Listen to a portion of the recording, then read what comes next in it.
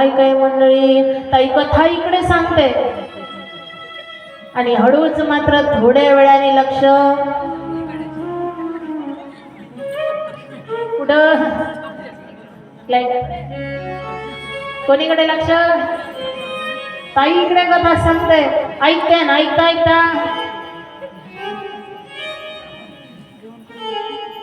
लक्ष, आणि तिकडे लक्ष असेल तर ती खरी भक्ती होणार नाही. म्हणून म्हणते इथं आल्यानंतर घरचा विचार करत बसायचा, नाहीतर बस स्वयंपाक केला असेल की नाही, आणि माझ्या घरचे जेवले असेल की नाही, मुलगा उठला असेल की नाही, असं करत कथेत बसलो तर शरीराने कथेत बसणार, पण आपलं मन मात्र अख्खं गाव फिरून येईल. एवढ्याने नाही झालं तर एखादी जास्तच आवडीचं असेल ना, तर त्याचं मन मात्र कालचा पेंडाल उठला की नाही म्हणून जाऊन पाहून येईल.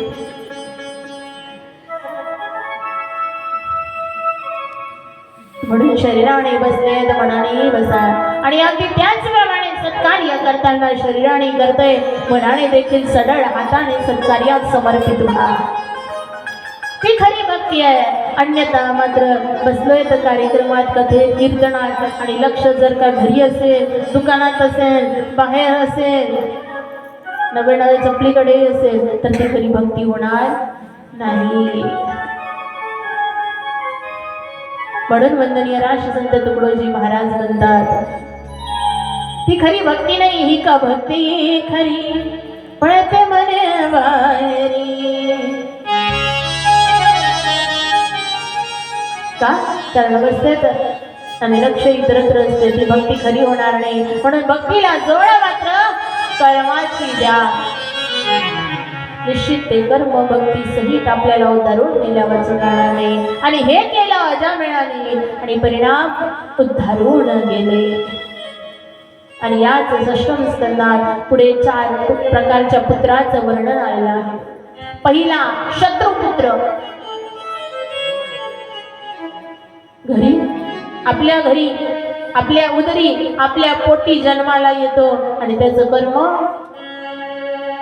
आई वडीलच म्हणतात हे एखाद्या जन्मातला आपला वैरी तर नाही, राक्षसासारखं वागते, शत्रूसारखं वागते. वडील एक सांगते तो करते दुसरंच. आईंनी मला या दिशेने चालतो म्हणलं, नाही तिकडूनच जाऊ. म्हणजे संपूर्ण जीवनातलं सांगते मी. हट्ट वेगळा जो सकाळी सांगितला, आणि शत्रुत्व वेगळं. खूप समजून सांगतात बाळ असं नाही ना करायचं, तरी तुमचं बाळ तेच केल्याशिवाय राहत.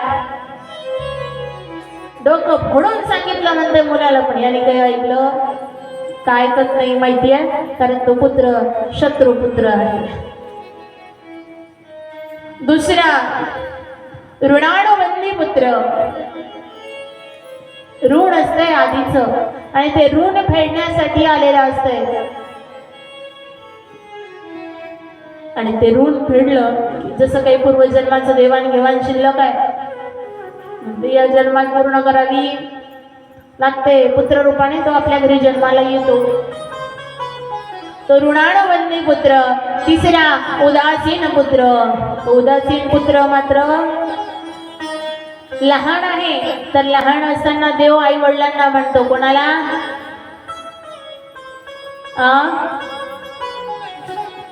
कोणाला? कोणी म्हणून आई वडिलांना? लहान असताना आई वडिलांना देव मानतो, आणि मग मोठा झाला, तरुण झाला, एकदा काय शुभमंगल. तुमच्याकडे दुसरं काही म्हणते का? असंच म्हणते ना. एकदा काय सावधान झालं रे झालं, मग घरी येते. कोण येते? त्या दादाची वहिनी. दादाची वहिनी का? पत्नी येते, आणि पत्नी आली की मग तो मात्र आई वडिलांना देव देव म्हणणारा, आई वडिलांच्या मनाचं आता काही ऐकत चालला कुठं. जशी बायको म्हणून तसं तिच्या मागे मागे आणि तो उदासीन पुत्र मात्र जोपर्यंत लग्न व्हायचंय तोपर्यंत बरे आहे. एकदा काही आली रे आली मग मात्र तिच्याच म्हणाला. म्हणून मग म्हणायची गरज पडते, वारे जमाने तेरी हदे हो गई, बीबी के सामने मारत हो गई, वारे जमाने तेरी हदे हो गई,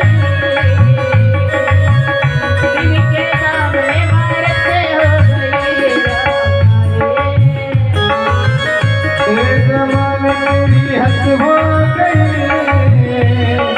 बीबी के सामने रत हो गई, वारे जमाने तेरी हद हो गई, बीबी के सामने रत हो गई.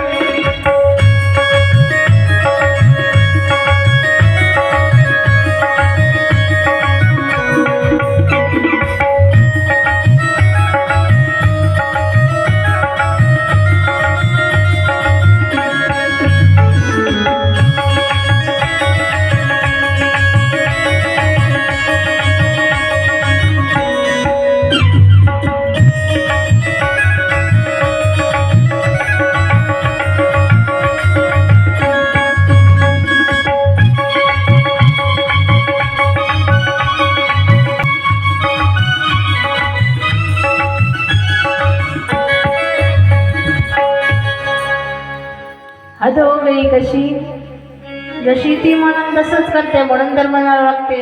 बडी मेहनत से जिसने पाला तुझे, आज वो तेरी मौत आज हो गए, कल की छोकरी सर का ताज हो गई, बीवी के सामने मारत हो गई रे. तिला आले की मग तिच्याच माग म्हणून आई वडील जेवढे बसल्यात ना त्यांना सांगते, जोपर्यंत आपला मुलगा मात्र म्हातारपणाची गाठी बनायला तयार नाही ना तोपर्यंत 7-12 नावी करून द्यायचंच नाही. काही म्हणते ताई कथेला आल्या की आमचं लावायला आल्या, बरोबर ना नाही हो, तुमचं भलं होईल हेच मी सांगून जाईल. या करतो म्हणत नाही दादा. आणि म्हणून सांगतायत आई जेवढ्या बसल्या वडील जेवढ्या बसल्यात ना जोपर्यंत आपलं सगळं विधिवत कार्य पूर्ण करत नाही, तुम्ही म्हणाल मग कधी करावं. म्हातारपणाची काठी होत नाही, चाल म्हटलं तिकडे चालत नाही, तर काय करता हो. एकदा काय 7-12 नावी करून दिला एक मारली, नाहीतर हा एकदा काय दिला मग तो मुलगा तुमच्याकडे पाहायला तयार राहत नाही. आई रे बेईमान दुनिया,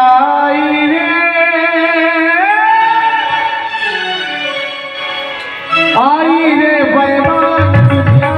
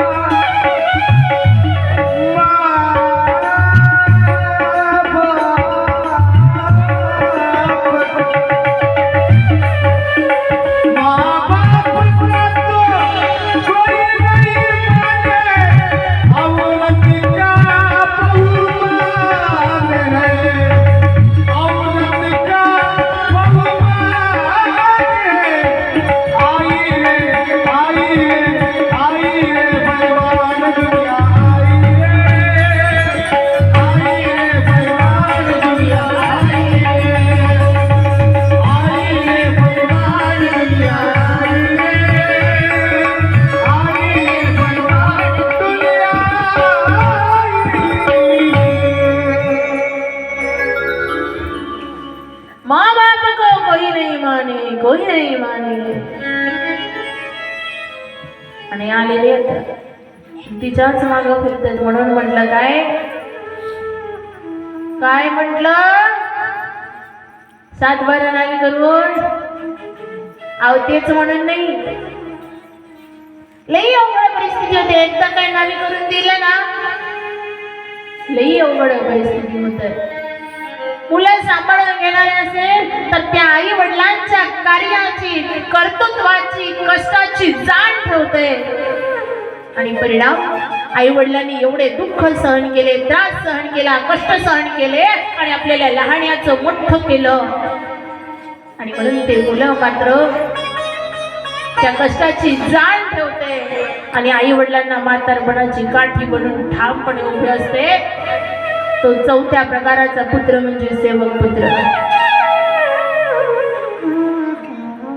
नाही तर नावी करून दिल्यानंतर हो शहरात गेला ना तर माहिती पडेल 2च मुलं असतात.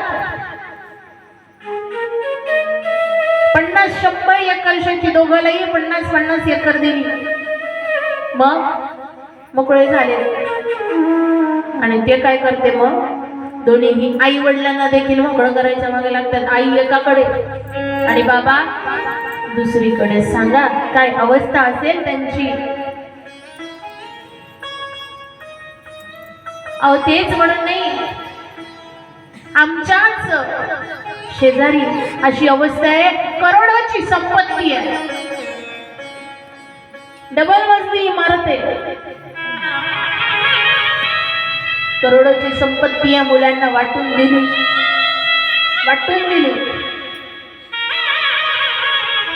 एका डबल मजली घर आहे तिथं एक मुलगा राहतो, दुसऱ्या बाहेर ठिकाणी राहतो. एकटी म्हातारी आई आहे, 2 मुलं आहे, पण आईला सांभाळू शकत नाही. दोघांचेही मेडिकल आहे, मोठमोठ्या मेडिकल आहे. दोघांची शेती आहे, संपत्ती आहे, सगळं आहे. पण त्या आईला BP शुगर आहे. 2 मुलाचे दवाखाने, मेडिकल आहे, मेडिकल शेजारी दवाखाने आहे, पण मेडिकल असून आईला आपल्या दर महिन्याला गोळ्या आणावं लागते हे माहिती आहे.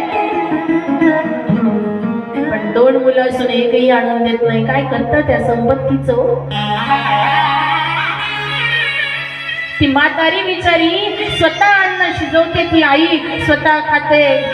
आहे 4-2 पैसे भांडे कपडे धुवायला पैसे देते आणि धुवून घेते. एवढंच नाही, ते 2 मुलं आहेत, दोनही आपल्या कामात राहतात, आईकडे पाहत नाही. ती आई फोन करून म्हणते बाबू माझ्याकडून पैसे घे पण माझ्या गोळ्या आणून दे रे. त्यांना गोळ्या आणून द्यायला स्वतःच मेडिकल असून वेळ नाही. बघा दोन्ही मुलं आणून देत नाही. शेवटी ती म्हातारी आजी मात्र येते, वरून एकमेकाला आवाज देते, अरे बाबू ये रे इकडे ये, 5-50 घे पण गोळ्या आणून दे, कारण जीवन माझं त्याच्यावर आहे. नाही कुणी गेलं ना अशी शेजारी त्या गोळ्यांचे त्या टॅबलेटचे जे रॅपर काय कागद असतं ना वरचं कवर ते घेते, दवाखान्याची चिठ्ठी घेते आणि ते घेऊन म्हणतात बाबू हे 50 रुपये जास्त घे पण माझ्या आज गोळ्या आणून दे रे. बघा काय अवस्था असेल त्या आईची. काय नसेल केलं हो तिने. सत्य परिस्थिती सांगते दादा, सत्य. वडील तर मुलगा 1.5 वर्षाचे असताना मरून गेले. काय अवस्था असेल त्या आईची. 1.5 वर्षाचं लेकरू आहे, दुसरं गर्भात आहे, वडील मरून गेले. मरण पावल्यानंतर त्या आईने एकटीने मात्र या दोन्ही मुलांचा सांभाळ केला. त्यांना चांगलं शिकवलं, धंदे लावून दिले, शेती मात्र दिल्यात. उद्या आपल्याला काही झालं तर मुलांना राहावं म्हणून नावी करून दिल्यात, नाताच्या नावी करून दिले. जास्त नाही, 5 वर्षाचा नातू आहे त्याच्या नावाने करून दिलं. आज त्या आईला मात्र जेवू द्यायला, पाणी नेऊन द्यायला 2 सुना असून त्यांच्याकडे वेळ नाही. BP आहे पण गोळ्या द्यायला वेळ नाही. ती आई म्हणते माझ्याकडून पैसे घे रे.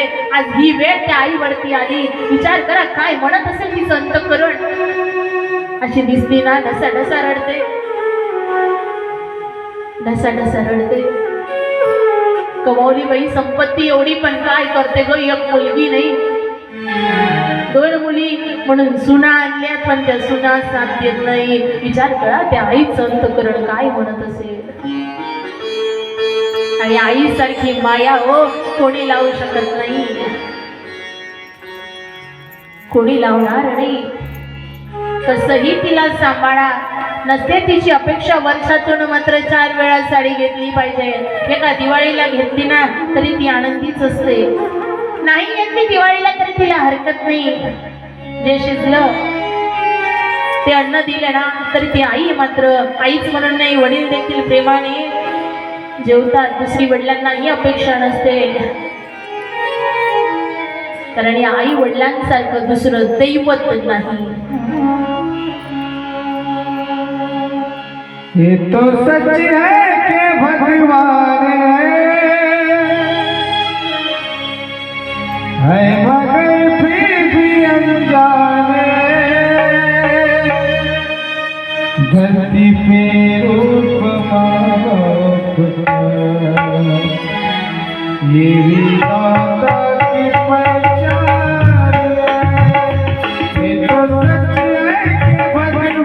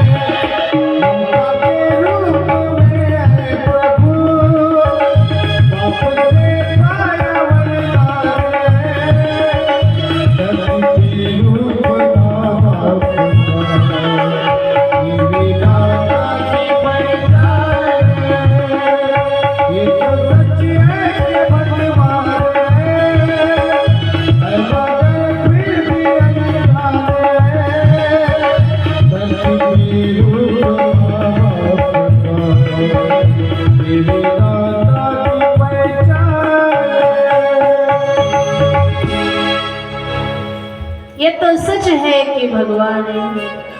आणि आज हे खरे दैवत मात्र आपल्याला समजायचे आहे, तर या भागवत कथेचं सार्थक आहे.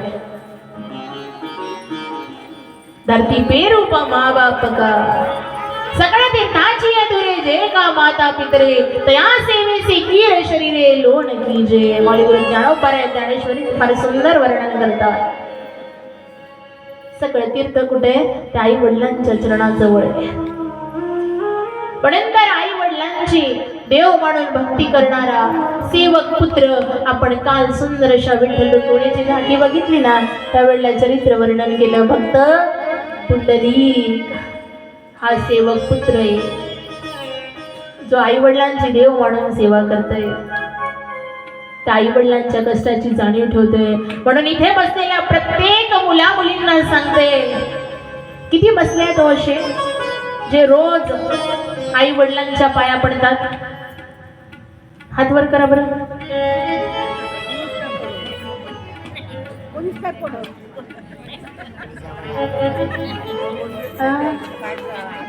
रोज आई वडिलांच्या पाया पडते असे हात वर करा इमानदारीने. करू द्या ना आजी. नाही बरं, हरकत नाही, रोज नाही लागेल तर काही हरकत नाही. सणासुदीला सण आहे, कधी बोजरा पाहिजे तेव्हा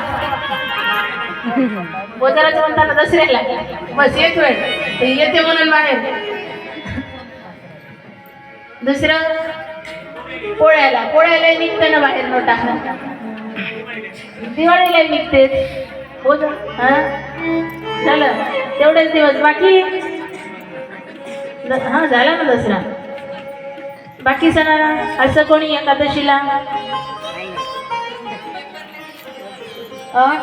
गुरुपौर्णिमेला असं ठरवलेलं आहे नाही का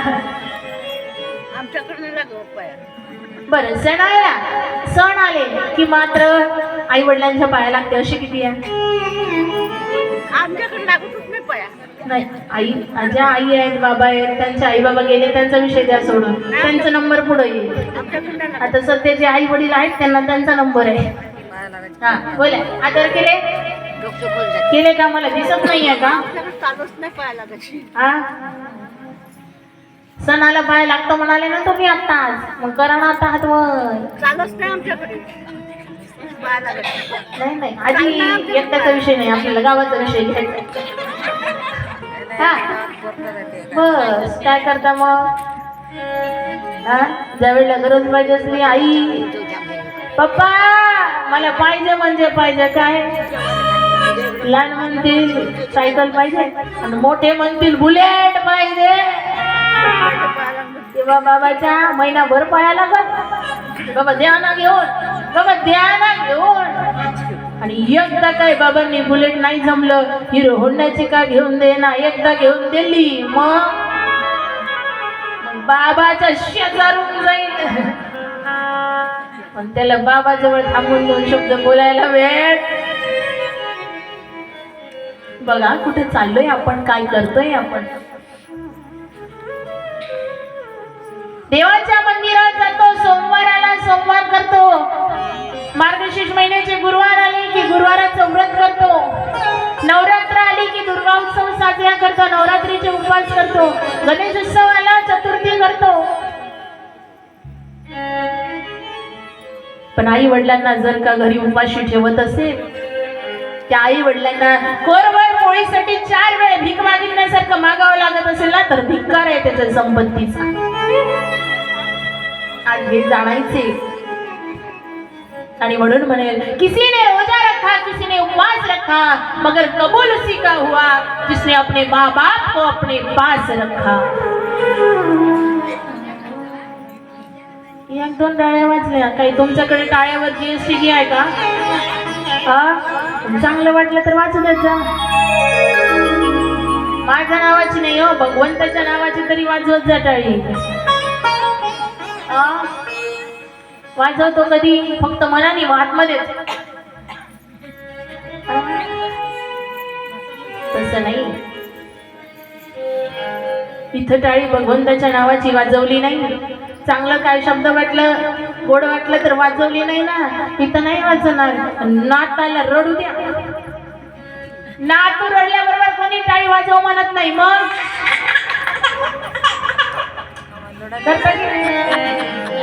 कधी नातू रडल्यावर बरोबर ना मग ये बाबू ये येते उभा झाला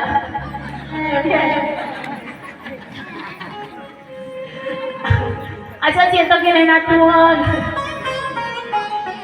आणि तेव्हा टाळी वाजव म्हणतं का कोणी रडल्याबरोबर वाजवत मग नाही वाजवत मग ऑटोमॅटिक निघते कोणी म्हटलं नाही तरी वाजवते इथं हरिनामात वाजली पाहिजे इथं वाजवली तर उद्धार आहे आणि तिथे वाजवली तर मनोरंजन आहे मग आता मला सांगा तुम्हाला मनोरंजन करायचं की उद्धार करून जायचंय हे स्वतःच स्वतः ठरवा आणि त्या दिशेने मात्र मार्गक्रमण करा